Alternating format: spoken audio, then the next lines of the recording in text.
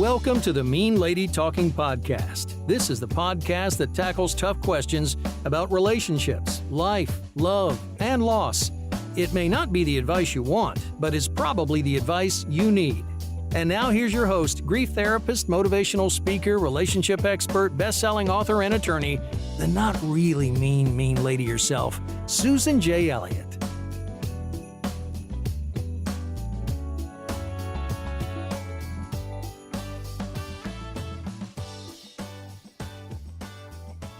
Good day, everybody. This is Susan Elliott, host of the Mean Lady Talking Podcast, and welcome back to another episode in Season 2. I know that you guys have sent me a lot of emails. You've talked to me about podcasts I've done, podcasts I've mentioned that I'm doing, and podcasts that you want to see. I've been actually doing a lot of recording, and I've recorded some with guests, which I'm looking forward to. But it takes me about 5 times as long to edit an episode as it does to record one. So a 45-minute podcast can take me 3 or 4 hours, sometimes 5, to edit, depending on going on and on what exactly it needs. Over the break between Season 1 and Season 2, I actually hired a couple of podcast editors to see if they could do a better job than I could do and see what they cost. And they are bit pricey. I could ramble into this microphone, and I've talked about it before. I just blather. I sit down and I blather a lot of times. Most of the time I don't have script in front of me. I don't even have an outline a lot of times. Like today, I do not have an outline in front of me today. There's a couple of different things I want to talk about, but I don't have anything in front of me. I could talk 3 or 4 hours straight, but the amount of time it would take me to edit that I wouldn't ever be able to do anything else. So, I know you guys will send me email. Can you talk about this? Can you talk about that? Yes, I am willing to talk about anything you want me to talk about. And like I said, I could sit here for 3 or 4 hours a day and do this 7 days a week. Honestly, I could. And you can all have When I Was 12 stories. If you don't know what that references to, I'll talk about it some other time. But anyway, I have a list of things that my listeners have sent in and asked me for. If you guys rate and review, it's not that hard. If you can't rate and review on Google Play, I understand you can't. But you can go to SoundCloud, you can go to Stitcher, you can go to iHeartRadio, Spotify, a whole bunch of other apps. You don't have to listen to the podcast on that app to use that app to review it. If I had some help, if the podcast got more popular, I could get some help. But right now it's a one-woman show, and I can't do this 10 hours a day, although I would like to. So if you guys not only rate and review this, but on YouTube, I upload all the podcasts to YouTube. Go on YouTube, like the podcast ones, like all of them. It doesn't take much. It doesn't cost you anything. Just go on YouTube. It's /user/getting past your past. That's our YouTube channel. Go on there, like the videos, subscribe to the channel. You can write comments on the podcast ones. Go on Amazon, no matter what country you're in. Go on Amazon, review the books, both books, Getting Past Your Breakup and Getting Back Out There. Go on Facebook, like the Getting Past Your Breakup Facebook page. Like the Mean Lady Talking Podcast Facebook page, like the Getting Past Your Past Workbook Facebook page. Speaking of the workbook, it's coming. Anyway, so I have a couple of things to talk about today, and one of the things that I want to talk about is I was watching this television show. There was this woman. We had a discussion in the Facebook group about somebody being too poor to date. And people who don't have a lot of money were really upset about the fact that I said that when I was doing my standards of compatibility, because I had been with a bunch of moochers. And if you guys heard the first episode of the second season, you know that I went out of the gate of dating in my single life with a moocher. My therapist wanted me to relax and let people spend money on me. She wanted me to get used to people treating me right because I'm generous and I would spend money on other people. And she said to me, you're a single mother and you're dating, because I never dated guys that had kids because my kids were always in competition with their step siblings from their father, and I did not want them to be in competition with anybody that I was dating and their kids. So I didn't date guys with kids. So my therapist would say, you have 3 kids. They don't have any kids. Let them spend money on you. Let them spend money on the date. Okay. I think by the second or third date, I was offering a tip, but she wanted me to get comfortable with letting somebody, even if I wasn't ever going to see them again. And that was hard, but I did do it a year after the pizza guy. I was dating, and I remember being out with a guy. I liked him, but I kind of knew there wasn't going to be a second date. And he took me out to dinner in the movies, and told my therapist, I'm like, I'm so guilty. He was nice, he was cute, he was sweet, but I just knew. I knew this wasn't going anywhere. And then I felt guilty. And she says, well, where'd you go? And I said, we went to the Ground Round, which was not a lot of money. I love the Ground Round, but unfortunately, they're all gone. We went to the Ground Round, then we went to the movies. And she's, oh, come on. She's, just be okay with that. And he was a nice guy, and he asked me out on a second date, and I declined. And he found a girlfriend shortly thereafter. It wasn't a big deal. But anyway, one of my standards had to become is financially stable. And I wasn't going to date students anymore. I wasn't going to date anybody who was flat broke. I wasn't going to do any of that, because what happened was I always wound up taking money out of my pocket. And even if we were in a short-term relationship, a few weeks, and I look back on the money that I spent, and Jesus, what was I thinking? So she made me keep my money in my pocket. That's my standard. If people want to say I'm materialistic or whatever, I'm not. I don't care. It's my standard. One thing that I tell people is don't put your standards to a vote. And I kept saying that in this discussion that we had in the Facebook group. These are my standards. I'm not putting it to a vote. Maybe you're upset that you can't date because you're not financially able to do that. I got to the point where people would spend money on me. And if you remember my story about the guy that I met in New York, and he was paying for the hotel room and blah, blah, blah, I wound up with no money and no place to go, storming out that night. And it was actually one of the best things that ever happened to me. I want to preface the story that I'm about to tell with that. This woman was on a judge show, and the whole thing bothered me. Everything about this case bothered me. They were having a first date. They met on a dating app. He had lost his job, and he said to her, because he lost his job, he needed to get his car running for a new job. So he couldn't really afford to take her out, so he was going to cook dinner for her at his house. Okay, first of all, never, ever, ever, ever, ever, ever, ever, ever go to somebody's house. And I'm talking about men and women, because there are crazy women, and they're not as serial killers who are female are not as prevalent as ones that are male, but they do exist. Do not go to somebody's house on a first date. Don't. That should have been the end of it. Okay, when you get on your feet again, let me know. Couple of red flags. One, he doesn't say, why don't we postpone this until I have some money? No, he says, oh, come to my house. She gets there and she offers him money to get his car. Oh my goodness, ladies. Even if he had taken her out to a restaurant, do not offer to lend money to somebody you just met. Crazy. Keep that cash in your pocket.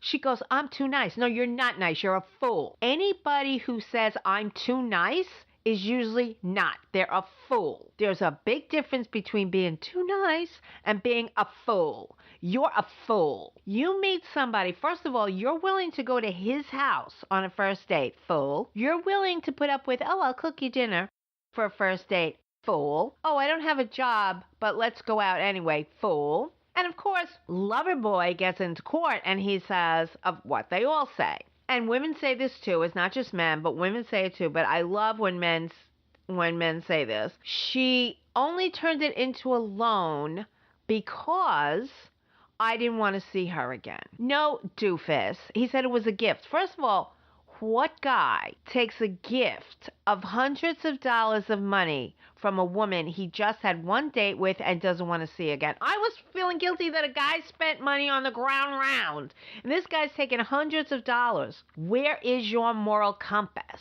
Again, people, ladies, gentlemen, whether you're in a female-male relationship, a male-male, a female-female, whatever it doesn't matter. Whether you're a man or a woman, it doesn't matter. This is all foolishness on first date. Never a borrower nor a lender be on a first date or a first 5 dates or a first 10 dates. You shouldn't be pulling money out of your pocket, and you should have your standards down so that somebody has financial stability, meaning they're not so broke they can't take you to a restaurant. Foolish, foolish, foolish. Let's raise those standards. So there should be a certain amount of I'm not taking money out of my pocket in the early goings. And anybody who thinks you're too nice, please, if you're not volunteering at a soup kitchen, if you're not going to an animal rescue and donating kitty litter, dog food, taking the dogs for a walk, or spending time with the cats, or whatever it is, if you're not doing that kind of volunteer work, you're just giving people that you're dating money, that doesn't make you a nice person. It makes you an idiot, okay? And there's nothing that you can say that would make me think otherwise. Codependency is a really difficult thing to overcome. And there isn't a codependent in the world who won't say something like, oh, I'm too nice, or I have a good heart, I just want to help people. It's bullshit. It's all bullshit. All of that fake generosity is just trying to cover up for the fact that you don't feel good enough to be accepted by someone else based on just who you are. You feel like you have to throw money at them. But all through these years, before I got well and after I got well, the thing that I've noticed is it doesn't matter. If you're a codependent who's throwing money at somebody, that person is going to take the money and run. There's no guarantee that your money is going to make them stick around. So foolish lady, she not only gave him money on the first date, she not only went to his house on first date, wrong. She let him cook her dinner on the first date, wrong. She could have gotten killed if this guy was somebody else. Instead of being just a mooching douchebag, he could have been a murderer. But luckily, he's just a borrowing douchebag. But he could have been a murderer, so you don't go to his house. And unless he's a gourmet chef, I don't want him cooking dinner for me. I want to be out in a restaurant. If they can't afford to take you to a restaurant, you say, you know what, when you get back on your feet, let me know. This lady is dripping in desperation. If you accept a date to somebody's house, if you accept cooking dinner, and then you offer them money, this spells desperation. And then a couple of weeks later, he asks her for more money, and she gives it. What are you, crazy? I want everybody to disabuse yourself of the notion that giving money to people you hardly know is because you're a nice person. Get rid of that, get rid of that, get rid of that. You give money to people you hardly know because you don't feel good enough to be in a relationship all by yourself. But here's the clue. You cannot pay people to love you. Nobody sticks around. Robin Norwood said, it amounts to unspoken manipulation, and people sense it and they run. And I could tell you, any woman who accepted the parameters of the first date that woman accepted, that guy already has her pegged as desperate. Desperate and crazy, and I'm going to be able to get money off of her. Even if he's not total D-bag, he's acting like one, but she's also setting him up. I mean, she offered it. I don't know if he would have asked to borrow money on a first date, but he took it. And please don't go into court saying, well, you know, she wanted to give me money because she really liked me. She wanted to keep me around. Because you look even worse when you take the money and you don't stick around. Because you're saying, I knew this is why she was giving me the money, but I was planning on leaving anyway. So that makes you a double douchebag. Okay? So that excuse, either in court or to your friends or whoever, just makes you look like a double douchebag. It doesn't make you look good. It makes you look bad. So don't do it. Neither one of you do it. You both look like fools. Complete fools.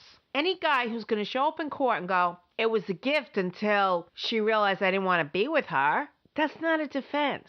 That's I'm a DD, because you are. If you do that to somebody, you are a DD. It's just the way it is. You surpass BH and go straight to DD. When you behave like that, it's not okay. All right, now I want to jump all the way to you're broken up. You're broken up, and in the back of your mind, you want to reconcile. You would love this person to reconcile. It doesn't matter. You still have to let go of the relationship that was. The reason you have to let it go is because it didn't work. That relationship is dead. completely dead, over and out dead. You have to grieve that relationship no matter what. There are a lot of people who are torturing themselves by refusing to accept that the relationship is really over. And they want to hold out hope that there will be a future. But that is going to torture you and torture you and torture you. Whenever I write about this, I usually start with a quote from George Costanza in Seinfeld, which he said, "The only hope is no hope." Like if you have no hope, you're fine. But once you start hoping, there's a problem. And I think that that has to be said for end of the relationship. You need to understand that the only hope is no hope. The only thing to do is to accept that it's over for good, because it is. The relationship that you had did not work. If you're doing the GPYP program and your ex is going to a therapist, maybe sometime down the road you'll get back together, but that's not happening today. And the relationship that you had is dead and gone. You have to bury it, and you have to do your work to move beyond it. You have to grieve the relationship. You have to grieve what you had. You had to realize that no matter what the future brings, you are never going to have that particular relationship again, because it didn't work for whatever reason. Whether it was you, whether it was your ex, whether it was the both of you, whether it was the combination. There are some times where people do their own work in separate places with the idea of coming back together, but then they evolve in ways that they're just not compatible anymore. Water seeks its own level. That is a very basic GPYB concept. Water seeks its own level, meaning whatever dysfunction you have and whatever dysfunction your ex has played well together. So if you were trying to overcome a history where people abandoned you and you meet your ex who is emotionally unavailable, you're going to do the dance where your ex is probably attracted to people that are going to try to get that person to be emotionally available, and you're off to the races. So you want to not be abandoned, and your ex wants to be not engulfed, and you're doing this dance where you feel abandoned, they feel engulfed, and the next thing you know, you blow apart. So you go into therapy to work on your abandonment issues, your ex goes into therapy to work on his enmeshment engulfment issues. Now, trust me, I've seen this over and over and over again not work out. So I'm just giving you this scenario. And it doesn't have to be a year. It could be a few weeks. It could be a few months. It could be whatever. But so you meet and you're going over, how are you? We'll talk reconciliation, which is kind of rare because usually when people are talking reconciliation, one person's pushing it and one person is going, not sure. But in our little fantasy world, you're both gung-ho for reconciliation, and you meet, you've both done all this incredible work, and you really love each other, and you want to be back together. And it just doesn't work because you did one set of work and your ex did another set of work, and now for some reason you just don't click at all because you did the dysfunctional dance of dysfunction that you needed to do in order to stay together in your dysfunctional hell that you were in before. And now you've both gotten well, but you've gotten well in different ways, and now your pieces just don't fit together anymore. The jigsaw puzzle can just be thrown in the garbage. And sometimes that's really sad. But what's even more rare than that fantasy scenario, because that hardly ever happens, what's even more rare is for both of you to go and work on yourself. People just don't do that. Or people will say they're doing it, but you don't know what they're really doing. I have a boot camper who had the fantasy going for a little while and was saying, I'm going to work on myself and she's going to work on herself. And I had to remind my boot camper that the ex-partner, the one who's going to work on herself, didn't believe in therapy. So where was she going to do all this work? What, in her own head? You can't get well by trying to be your own therapist. It doesn't work. Your mind is like a bad neighborhood. You should not go there alone. And we get into all kinds of rationalizations, justifications. Oh yeah, my ex is going to work on themselves, even though I don't believe in therapy or 12 steps or support groups or anything like that. And they wouldn't open a self-help book if they were on fire and the self-help book had the solution to not being on fire anymore. Funny. Like, just really funny. So, anyway, you have to grieve the old relationship, whether or not there's going to be a reconciliation. But reconciliation is usually some kind of thing that you're holding on to avoid grieving the relationship. but you're torturing yourself. That place of non-acceptance is torture. You want to accept that the relationship that you had is over. Whether or not there's going to be another relationship, we don't know. Chances are they're not, because very rarely do reconciliations work out. And I talk about this is usually when there is an intervening act. Like if you've had an alcoholic codependent relationship and the alcoholic decides to get sober because the last fight was so horrific. They can't drink anymore. You can't handle them anymore. You go to Al-Anon, they go to AA, and you all come into recovery together. You go to therapy. You each have sponsors. And I've seen that work. I've seen that work out, but there has to be an intervening condition. And the intervening condition there is that they both stepped out of their old roles. The alcoholic stepped out of the drunk role. The codependent stepped out of the codependent role and went into become an Al-Anon crazy person.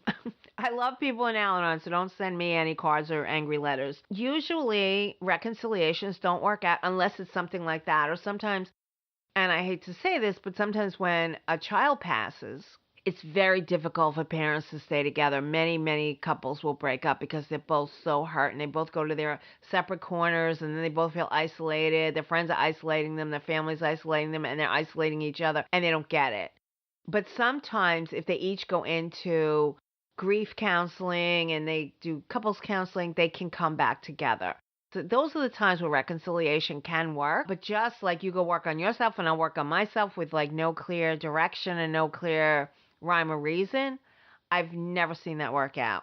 So it's really important to understand that life is full of painful things that happen, and loss is always that thing that hurts us more than anything else, is just to lose somebody that we love. But you have to understand that life is full of change, and change hurts a lot of times, especially when the change is the loss of a person that we cared about. But misery is optional. And misery is when you're holding on. You refuse to see that old relationship is over. No matter what happens in the future, the old relationship is over. You must grieve it. You have to accept that the breakup will bring pain, and you accept that pain as necessary after a breakup. You might also be experiencing many other losses. And if you work through some of those old losses, you might see that you're not grieving the relationship as much as you thought you were. But you need to stop resisting that it's over, because what you had is definitely over. No matter what, it's over. Accept that it's over. Do acceptance statements as part of your affirmations every day. I accept that my relationship is over. I accept that we must now go different ways. Just do these acceptance statements. Acceptance is a choice. It's a choice you have to make. You have to choose the thought that the relationship is over. Your old life is over. And where you are now is, yes, it's unfamiliar. It's sometimes scary, but it's where you are. And what you're longing for is the predictability and the comfort of your old life. But that's not possible. You cannot go back there no matter what. You can also listen to the podcast, Shoulda, Woulda, Coulda, because realizing that we can't go back, we can't change, even if we could go back, which we can't, we still can't change the fact that the outcome is the same. We broke up. We had to break up. It wasn't working. You have to accept that the old relationship and your old life is over, and that the basis for your suffering is trying to hold on to a life that's over and needs to be over. You're choosing to suffer when you don't accept that. You don't have to like it, you just have to accept it. And acceptance takes practice. I know that in Getting Past Your Breakup, I talk about acceptance, integration, reorganization at the end of the grief process. It's also something that you practice every single day. And you have to affirm that this is exactly where you need to be. Every time you say an acceptance statement, you try to really feel it, you really try to commit to it, that lessens the suffering. It alleviates some of the pain. So think of statements like, my life is unfolding exactly as it should be, or the future is wide open for many positive possibilities. You have to think about the future as a great big blank that you can write on, whatever story you want to tell. You have to accept life on life's terms, and that's one of the things that a healthy person has to do. You have to accept that there are losses, there are mistakes, and there are missed opportunities in everybody's life. There are many things that happen to each of us that we have absolutely no control over. And when you start to accept that, life is very random sometimes, and we have no control over the other people and what they do and what they want, and whether they love us today or love us tomorrow or didn't love us yesterday, whatever it is, we have no control over that. The sooner you accept that, the easier life becomes. I've told people one thing that helped me was the sentiment that anyone is capable of anything at any time, because you don't want to keep getting surprised by people disappointing you or people abandoning you, or people doing this and people doing that. You say, oh, but he told me he was going to love me and blah, blah, blah. Yeah, and then the guy says, oh, I meant it at the time. And you're standing there stunned, like, who says that? Who does that? We all do that to some degree. I meant it at the time, but we just don't want to hear it. You have to accept that you have no control over other people, and sometimes people say one thing, do another. They behave in very bizarre and unpredictable ways. And I've had more than one person, not only more than one, more than probably a dozen, over the past 25 years where they've come to me and said, he or she promised we will not break up without counseling. And then they just toddled out the door. Yeah, that's what they do. That's what happened.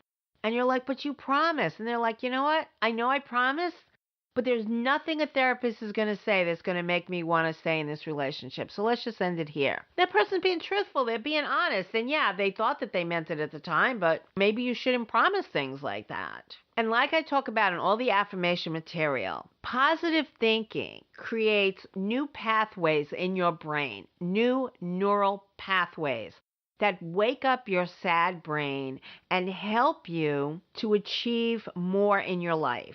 Acceptance does the same thing. Acceptance affirmations will create those new pathways. Say, I accept love, happiness, and health into my life. I accept life on life's terms.